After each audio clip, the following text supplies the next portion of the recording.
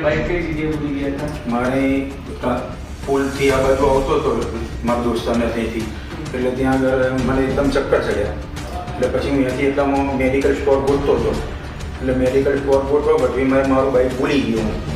મને મારી બાઇકમાં થેલી લબડાયેલી હતી અને મેં પૈસા બધા મારા છોકરાને ફી ભરવાના અને મારા કપડાં હતા, 4 જોડી કપડાં હતા, એ બધું હું એનું ભૂલી ગયો હતો. પછી મને કતારગામ પોલીસ સ્ટેશનમાંથી ફોન આવ્યો હતો. એટલે ઘરે આવ્યા હતા મારા ઘરેથી આવવા માટે કે ભાઈ બાઇક તમારા રાંદેર પોલીસ ચોકીમાં છે તો તમે સાહેબને જઈને પછી સાહેબને જઈને મળી આવો એમ. એટલે હું કાલે આવ્યો હતો, પણ કાલે અહીંયા આગળ પોલીસ ચોકીમાં કંઈક ફંક્શન હતું, સાહેબ કંઈક મોટા આવવાના છે. એટલે મને બીજા સાહેબે ના પાડી કે ભાઈ તું આજ નહીં કાલે આવજે એમ. એટલે પછી આજે હું ફરી બીજી વખત આવ્યો છું.